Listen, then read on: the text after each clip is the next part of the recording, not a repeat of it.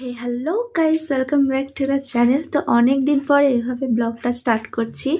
তো এখন বেজে গেছে সন্ধ্যে 7টা। তো আজকে ভাবলাম তোমাদের সাথে একটা সঙ্গে থাকো। আশা করছি তোমাদের আজকের ব্লগটা দেখতে খুব খুব খুব ভালো লাগবে। তাহলে চলো দেখতে থাকো।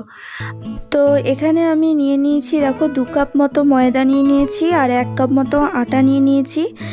এটা পুরোটাই ময়দাতে করা যায়, কিন্তু যেহেতু আমার কাছে ময়দা ছিল না সেহেতু আমি একটু আটা মিশিয়েছি। এরপর আমি এর মধ্যে একটু নুন দেব। নুন দেওয়ার পর এর মধ্যে আমি ভালো করে এটাকে মিশিয়ে জল দিয়ে ভালো করে মেখে নেব। যেমন মাখে সেরকম, আটা যেমন মাখে সেরকম মেখে নেব। এবার লেচি এরকমভাবে লেচি কেটে নেব, রুটির থেকে একটু ছোট ছোট হবে। এরপর দেখো বাটিতে 3টে ডিম নিয়ে নিয়েছি। এরপর এখানে দেবো আমি নুন, একটু লঙ্কার গুঁড়ো আর একটু পেঁয়াজ কুচি দেবো। পেঁয়াজ দিয়ে ভালো করে ডিমটাকে ফেটিয়ে নেব।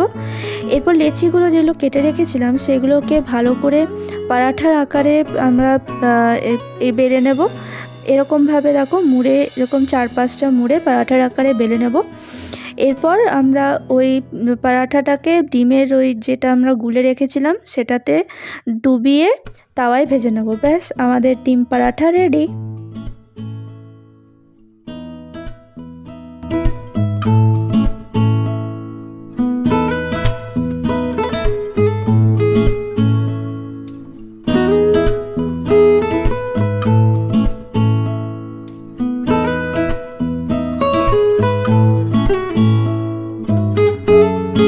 দেখো আমি নিয়ে বসে গেছি। তো ডিম পরাঠা আর এটা ছিল মোমো। অফিস থেকে, তোমাদের দাদা অফিস থেকে ফেরার পথে নিয়ে এসেছিলো, কিন্তু বিকেলে খাওয়ার কথা ছিল, কিন্তু বিকেলে আর খেতে পারেনি, হয়ে গেছে রাত, তাই একসাথেই বসে গেছিলাম নিয়ে। আর সঙ্গে ছিল মাশরুম মশলা। তো এটার রেসিপিটা আমি দিয়ে দিয়েছি, তোমরা দেখে নিও। তো এখন রাত্রে খাওয়া দাওয়া কমপ্লিট হয়ে গেছে আর এত ঠান্ডা পড়েছে যে তাড়াহুড়ো করে আমি ঢুকে গেছি কম্বলের ভিতর। ভীষণ ঠান্ডা। তো তোমরা কে কোথা থেকে দেখছো আর ওখানে কীরকম ঠান্ডা অবশ্যই আমাকে কমেন্টে জানিও।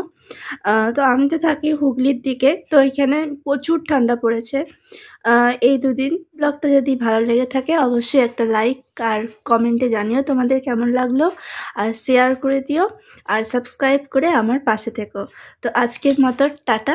তোমরা সবাই ভালো থেকো, সুস্থ থেকো, সাবধানে থেকো।